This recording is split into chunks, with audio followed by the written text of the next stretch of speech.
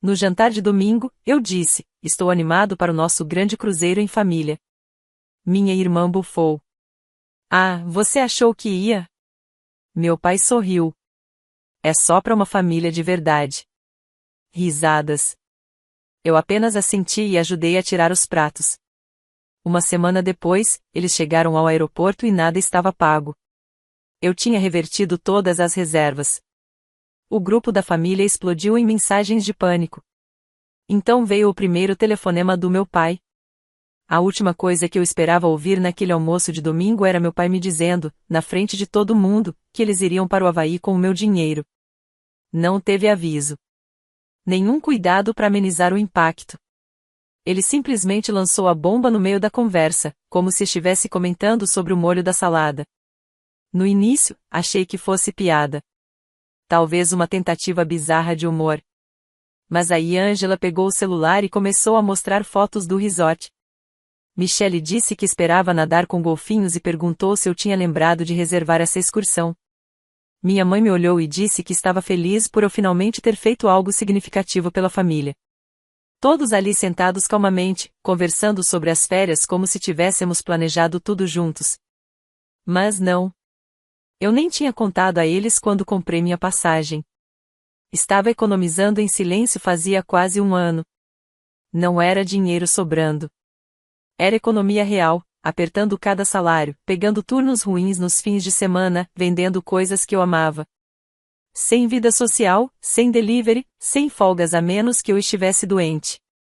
Eu tinha uma planilha com metas diárias e seguia aquilo como uma religião. Tudo o que eu queria era uma semana no Havaí. Sozinho. Sem barulho. Sem ninguém me pedindo nada. Sem ninguém dizendo que eu não era o bastante. Eles sabiam disso. Contei para eles meses atrás, na virada do ano. Eles riram. Angela disse que eu odiaria e voltaria rastejando no segundo dia. Michelle fez piada dizendo que eu choraria sozinha na praia. Meu pai disse que eu era impulsivo. Minha mãe falou que eu devia pensar no que realmente importa. Na verdade, o que eles queriam dizer era: pense em nós. Naquele almoço de domingo, eles deixaram tudo claro. Já tinham reservado as passagens usando meu cartão de emergência sem pedir. Aparentemente, minha mãe deu o número pro meu pai porque achou que era dinheiro da família. Aí ele repassou para as meninas, e elas enlouqueceram: assentos na primeira classe, resort 5 estrelas, spa. Michelle até se inscreveu num retiro de yoga de luxo que custava mais que meu aluguel. E lá estava eu, sentado na frente deles com um prato de frango seco e frio, ouvindo como se eu nem estivesse ali. Como se eu fosse só o caixa eletrônico que, finalmente, tinha entregado. Não falei nada.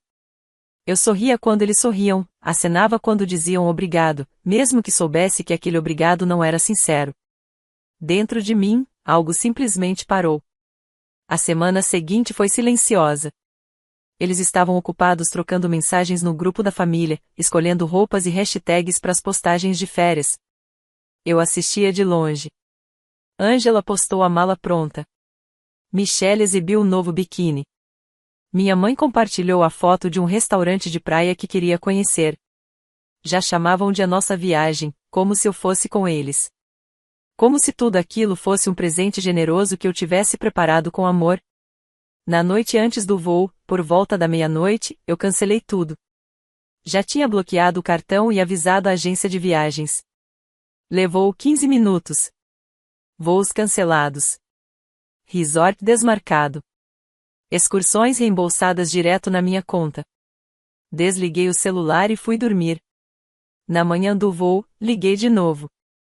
76 mensagens não lidas. As primeiras eram confusas. Depois, desesperadas. Aí veio a foto. Angela chorando no aeroporto. Michelle vermelha de frustração. Minha mãe ao telefone, tentando entender o que tinha acontecido. Meu pai parecia ter perdido o chão. A legenda na foto da Angela era só: como você pôde? Naquela noite, meu pai me ligou. Sem um oi, sem rodeios. Disse que eu havia traído a família. Que os envergonhei. E que, se eu não consertasse aquilo, não seria mais bem-vindo nem na casa deles, nem na vida deles. Eu disse, ok. Ele ficou em silêncio por um segundo, como se não tivesse entendido. Depois desligou. Foi ali que tudo realmente começou a mudar. 2 dias depois, quando deveriam estar sobrevoando o Pacífico, eles apareceram na minha porta.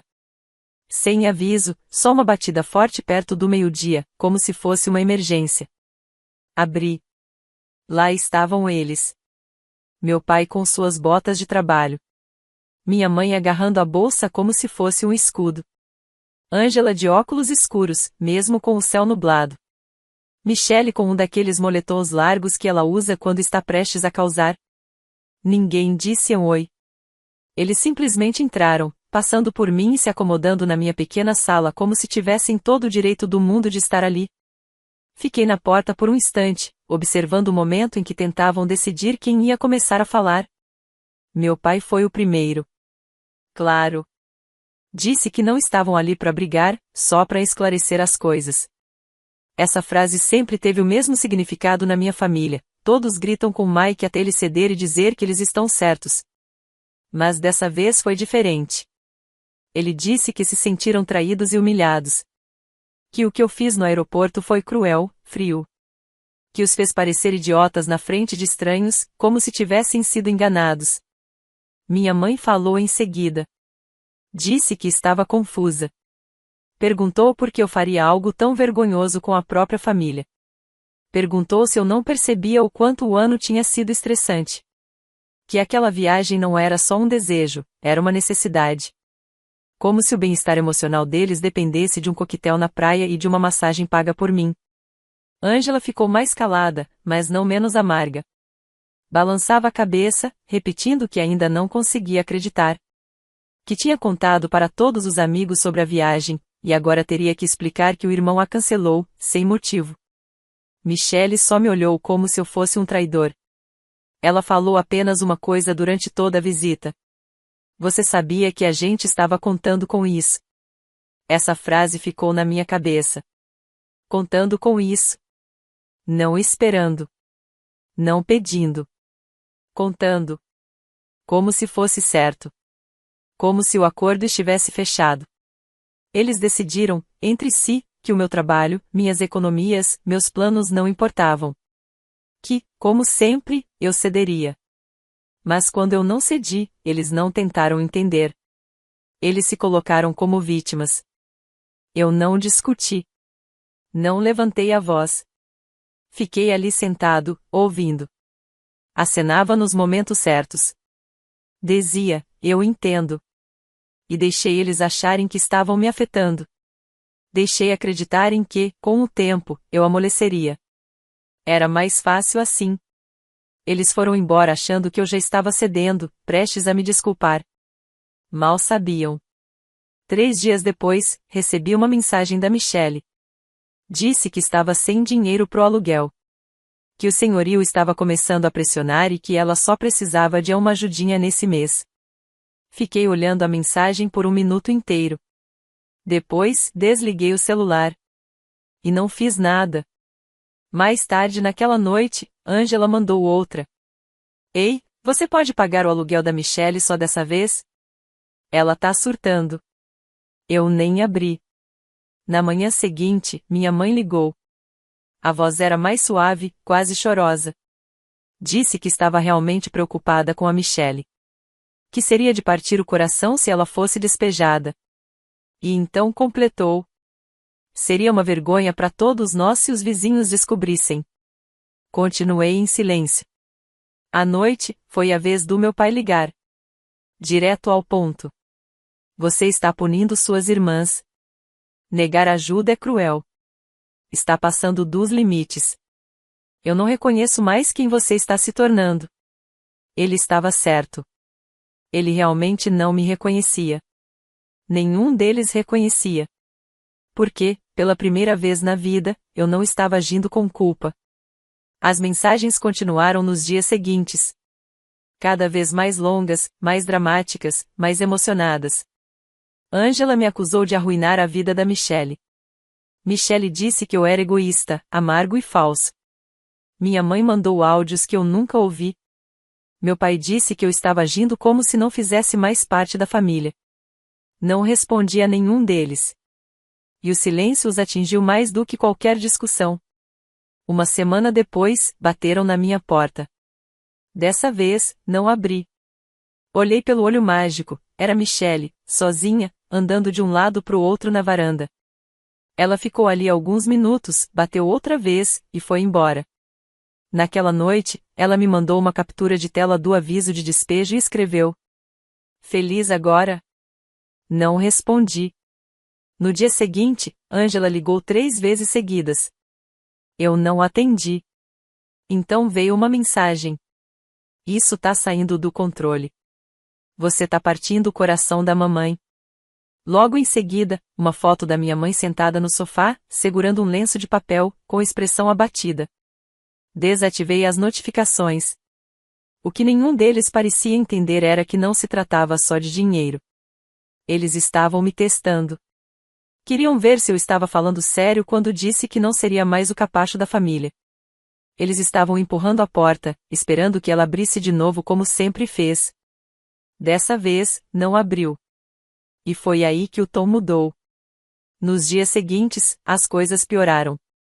Meu pai mandou uma longa mensagem que parecia ter sido escrita no Word e copiada pro celular. Ele chamou de a resposta formal ao meu comportamento. Disse que eu estava frio.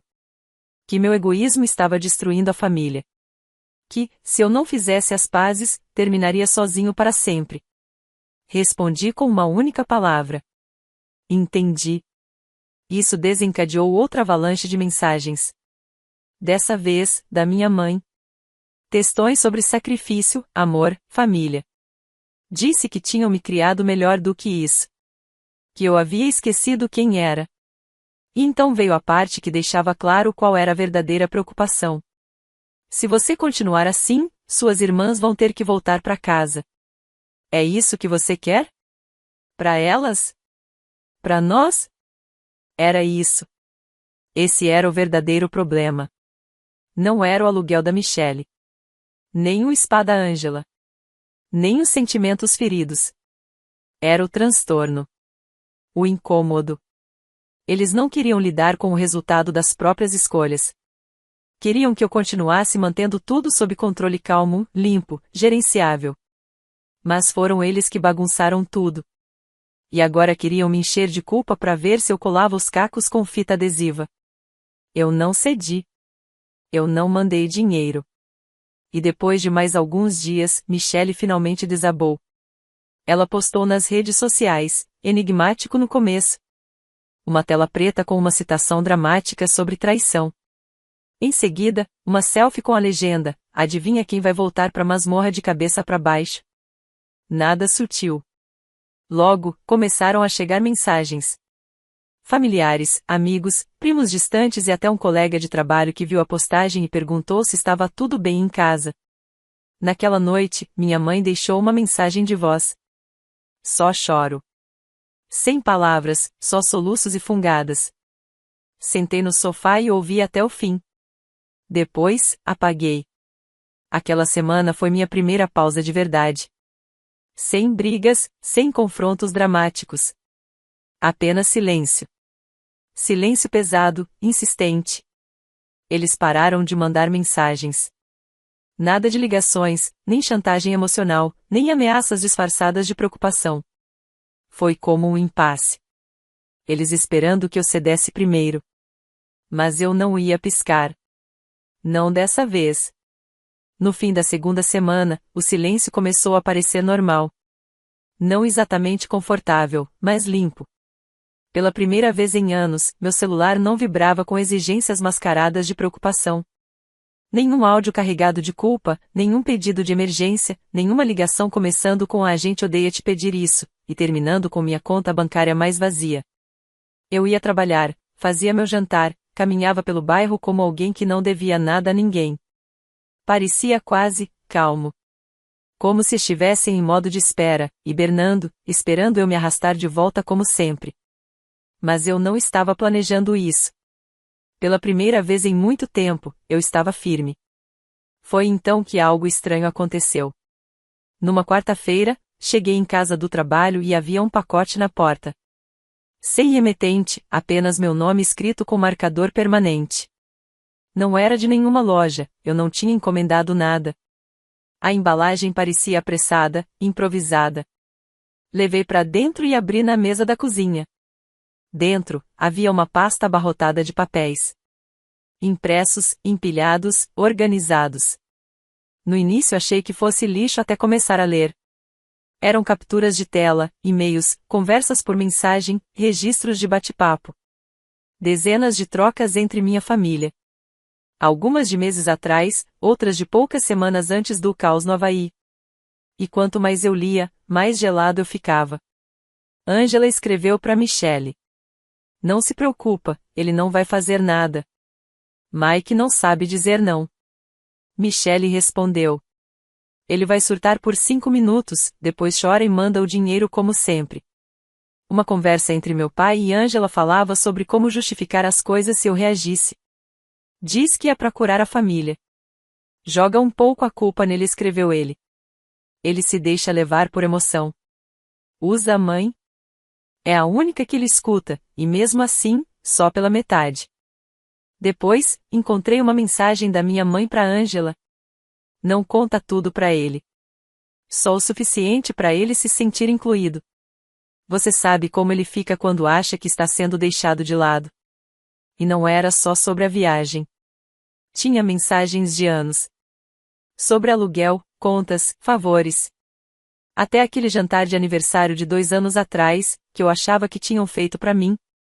Aparentemente, foi colocado no meu próprio cartão por Michele, que depois riu disso num chat com Ângela. Eles tinham um sistema. Eu era o plano B. O fundo de emergência.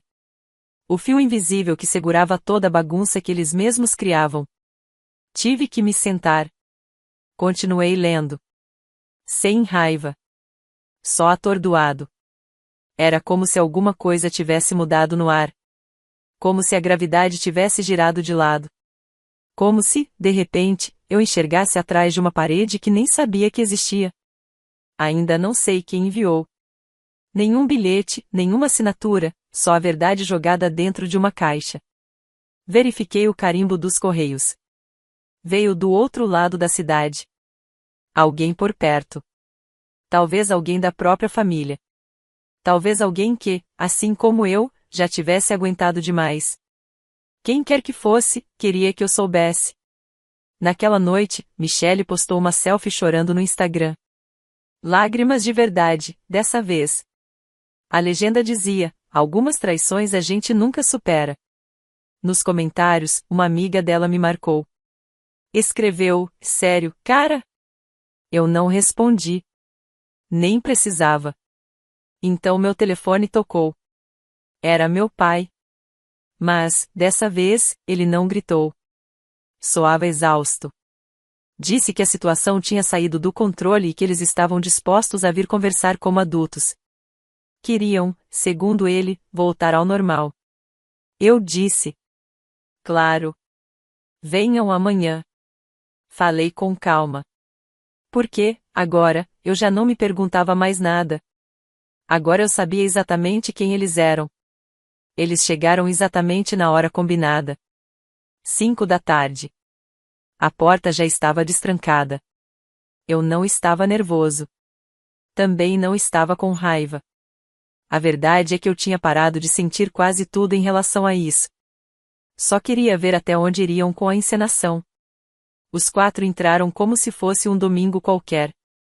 Meu pai parecia estar ensaiando uma versão domesticada de si mesmo, menos autoritário, mais um líder de equipe corporativa. Minha mãe trouxe um saco de biscoitos industrializados e colocou na mesa com um gesto simbólico, como se aquilo fosse algum tipo de oferta de paz. Ângela ficou no celular o tempo todo. Michele nem cumprimentou. Sentamos na mesma sala onde, anos atrás, eles gritaram comigo por eu ter desistido da pós-graduação.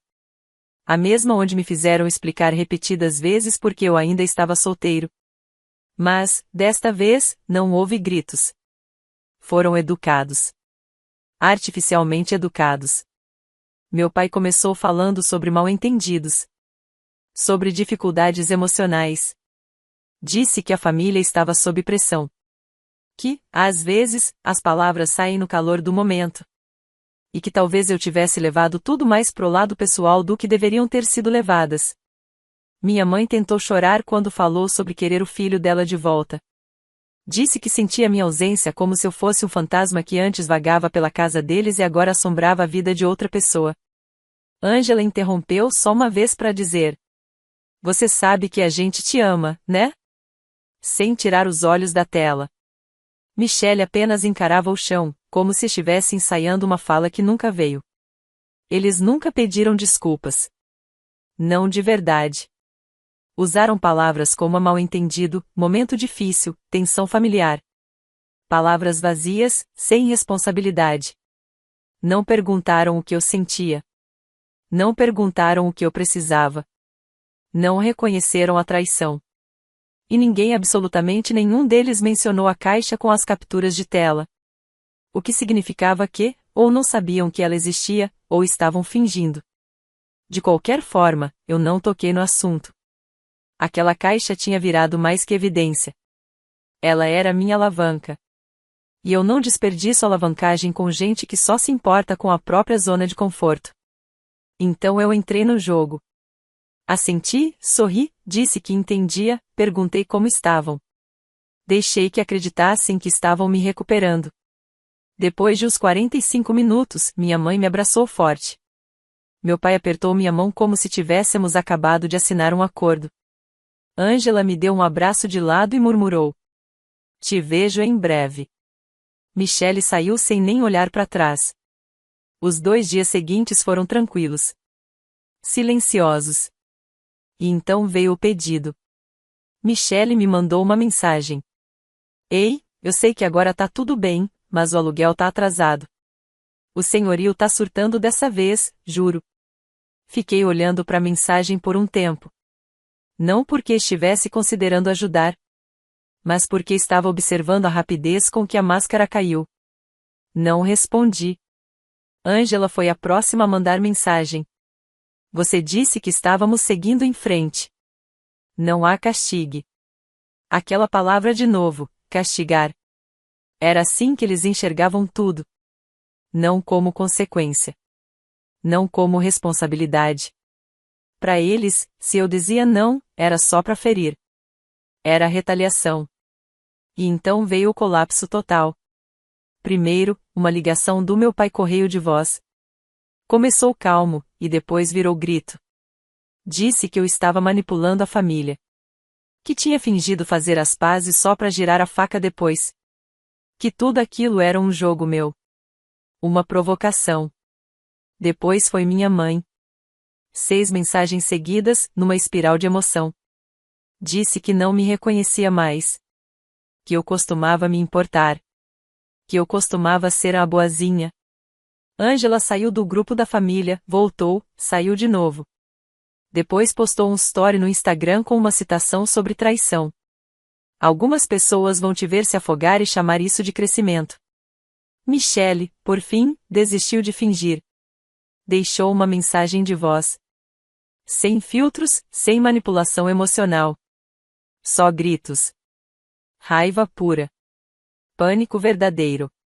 Sem lágrimas encenadas, só aquele som cru que as pessoas fazem quando o conforto que sempre tiveram lhes é arrancado e elas já não sabem mais como fingir.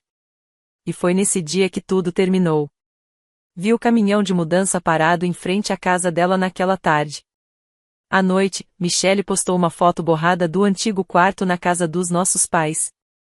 A legenda dizia: "De volta ao túmulo. Graças ao meu irmão egoísta." Sutil como sempre. 3 dias depois, Ângela seguiu o mesmo caminho. Não fez anúncio, mas ficou em silêncio online. Uma amiga minha viu o carro dela na garagem dos meus pais. E assim, estavam todos de volta sob o mesmo teto. Uma casa cheia. Um banheiro. Anos de mágoas mal resolvidas e eu, fora da equação. Na manhã seguinte, fui dar uma olhada no chat da família. Eu tinha sido removido. Sem mensagem. Sem aviso. Só, apagado. E foi aí que percebi algo importante. Eles não me tiraram porque não se importavam. Eles me tiraram porque, pela primeira vez, eu tinha algo que eles não controlavam mais. Paz. Nunca mais abri o chat da família. Não foi dramático. Não teve discurso final, nem apelo desesperado. Um dia, abri o aplicativo, e o grupo não estava mais lá. Sem notificação. Sem adeus. Foi assim que terminou. No começo, foi estranho como quando você tenta pegar sua carteira e percebe que ela não está mais no bolso. Havia um espaço. Um vazio onde antes existia algo. Mesmo que esse algo fosse só dor. Depois virou silêncio. E então, nada. Comecei a dormir melhor. A comer com calma. Parei de esperar pela próxima mensagem carregada de culpa. Meu apartamento, antes provisório, vazio e sem graça, começou a parecer meu. Reorganizei os móveis. Comprei cortinas de trilho. Pintei uma parede, coisa que eu nunca tinha feito antes. Aquele silêncio me revelou o quanto da minha vida tinha sido moldada em torno da antecipação das necessidades dos outros. E pela primeira vez, comecei a pensar no futuro. Um futuro com paz. Com um relacionamento que não nascesse de dívida ou obrigação. Com um lar que não ecoasse a voz de ninguém além da minha. Eu não queria mais apenas fugir. Queria construir. Mas a paz raramente dura quando os outros estão em colapso. Certa manhã, encontrei uma carta na minha caixa de correio. Envelope de verdade, papel grosso, sem selo. Alguém deixou a mão. A caligrafia era precisa, limpa. Dentro, apenas algumas linhas. Você nunca foi o problema. Outros também estão começando a perceber isso. Mantenha os olhos abertos. Você vai entender em breve. Na mesma semana, recebi uma mensagem no Facebook de alguém que eu não pensava há anos. Meu tio Greg. Irmão mais velho do meu pai. Aquele que sumiu da família depois de uma briga, 2 décadas atrás. Eu mal lembrava da voz dele. A mensagem dizia: você precisa ouvir algumas coisas. Me liga. Eu não queria, mas liguei. Ele atendeu na hora. Sem rodeios. Disse que estava acompanhando, não assistindo, mas ouvindo.